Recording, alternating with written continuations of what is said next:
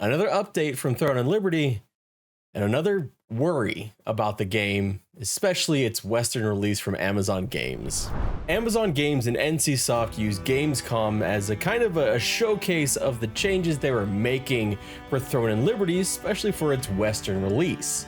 Changes they made after the really disastrous closed beta test that really soured the game for a lot of people, myself included. But there are still some glaring issues with the game. And in fact, some of these changes and the way that they have been worded and talked about have actually made me more worried about the game than I was beforehand. Specifically when it comes to one part of the game, autoplay. When I create YouTube videos, I look to lots of different points of data to see if what I'm doing is working or if you'll all hate it. I look at your comments, your likes, your dislikes, how you react to certain games, whether you enjoy a live stream or shorts or long form content. It's all part of trying to make sure that the content I am making is valuable to you. Amazon Game Studios seems to be trying to take this approach with Throne and Liberty, which sounds great on its face, if they hadn't already been resoundingly told the answer to the questions they now plan to ask. And the fact that they're asking them a second time, it's deeply concerning for not only the MMO, but also the future games coming from Amazon Game Studio, like Lord of the Rings. After the South Korean beta test for Throne and Liberty, across the internet there were huge complaints about two specific parts of the game. One is perhaps being addressed in part by NCSoft, and that's the static tab target combat. They've talked about how they've added in movement to the game to make it flow better. Basically bringing the game to, I suppose, around 2004, circa World of Warcraft, with prettier graphics and fewer races to pick from and the ability to transform into animals. Oh wait, you could already do that as a druid. Recent reports from Gamescom do sound like the combat has become more dynamic. First-person reviews from Mein MMO, a German website, have said, loosely translated of course because the original was in German, that the combat felt less rigid.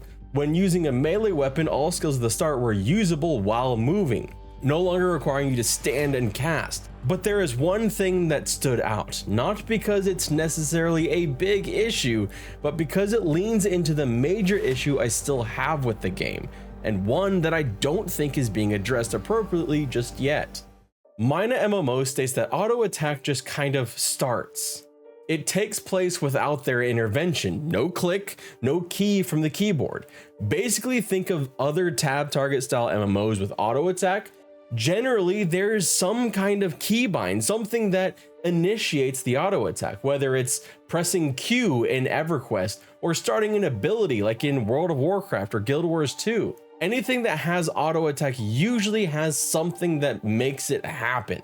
But from the sound of this, that's not actually happening here. You just target and get close enough and it starts to auto attack. And that is concerning, not necessarily because it's some big annoying thing, and it could, for all we know, just be something they're still working out the kinks on, but it goes in line with the whole automation part of the game that isn't really being addressed, I don't think. This is the part of the game that was roundly not received well by Western audiences when it came to light that there was going to be autoplay in this game. And Western audiences are the exact audience that is being targeted by this Amazon Game Studio launch. Autoplay, for those unfamiliar, is essentially a button you toggle and your character would go about and hunt for you. I believe in Throne and Liberty they called it astral hunting. While this was made clear by both the team behind the game and the testers alike that it was an inefficient way to play the game, it still made many of us collectively retch. Doesn't matter if it's something that doesn't work very well, the question is why have it in the first place? What design tenets of the game are making you feel like it is an important part of it to have part of the game, the hunting part of the game, playable without you? How much of the game is going to be based around the need to have some kind of grinding mechanic where you don't actually play? And how weird is that going to look, having hundreds and thousands of players just running about not actually present at the game, just auto hunting. It doesn't really matter if the incentive to do so is minor. The incentive is still going to be there, or else it wouldn't be part of the game. And the question just resoundingly is why? Now, of course, I'm probably reading way too much into the auto attack being triggered by, proximity, but it just kind of feels like part of this puzzle that I just am not understanding the reasoning behind. Except, of course, the fact that they have shown that in the release of Throne and Liberty, they were at least toying with the idea of auto hunt being a thing that you could do when you paid extra for a premium battle pass. It always comes back down to monetization at some point, doesn't it? But hey, there's good news, right? I mean, Amazon has heard the complaints. They've heard all of the complaints about the combat. They've heard the complaints about the auto battler, and they're actually acting on it, right? They're doing something. They're making changes. Kind of. MMO Bomb covered this with an article titled "Throne and Liberty Interview Highlights Interesting Changes, including autoplay being disabled." For now, this is the problem, and it's raising alarm bells for me. From these interviews, it sounds like what Amazon has done in the global release of Throne and Liberty is just turned off the feature. It's not gone, and they haven't even committed to it not being in the Western release. In fact, they're going to watch player feedback and adjust accordingly. My big question here is why? I don't think I've seen the notoriously fractious Western MMO community so near universally in lockstep against a single feature, except perhaps the fact that Diablo Immortal was going to be on mobile phones. So why is Amazon clinging to a feature that so many players have already voiced discontent over? My concern here is that they're going to run this first technical test without it, then slip it in later testing before launch in 2024. I hope I'm wrong. I hope they won't even bother to try and re-add it to the game, and we actually get an MMORPG worth putting some time into. But it doesn't sound like by just temporarily turning it off and looking at feedback that they've done any of the groundwork to make sure it's not something that is required for the game.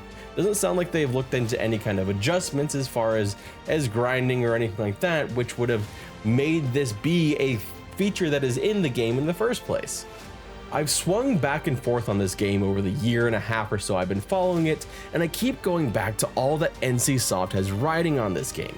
12 years of development time with a tie into a second game in the same world, and the first of several new MMORPGs that NCSoft has announced coming over the next few years. They need Throne and Liberty to do well, but it's not just NCSoft that has things riding on this. It's not like Amazon doesn't have a vested interest as well. Amazon Game Studios doesn't have the best reputation at the moment, as a developer or a publisher. I still maintain that New World is underrated, but that's hard not to say about a game that is averaging under 20,000 players. The bigger problem here is Amazon's publishing arm getting a reputation for publishing games with frustrating monetization and mechanics that are anathema to the market in which they're trying to publish. To date, Amazon will have published New World and Lost Ark, and soon Throne and Liberty in Blue Protocol. If Throne and Liberty is a mess, will people be more hesitant with Blue Protocol? What about down the line with their hugely ambitious, already once cancelled Lord of the Rings MMO? It's going to be something just to keep an eye on. I do want to end on a slightly positive note though, because I didn't actually expect to see any of these changes. I kind of thought NCSoft and Amazon would just plow through with what they'd already had. I didn't think they'd work on changing any of the combat this late in the game, and I didn't think they would even consider turning off autoplay. So there is a sliver of hope here that something good may come of all this. It is also good incentive for you to try and get into those tests and leave feedback for them. But if you want to see more about the combat changes that Throne and Liberty did make from NCSoft, you can see that in this video right here. My name is Redbeard Flynn. Thank you so much for watching, and I hope you have a wonderful day.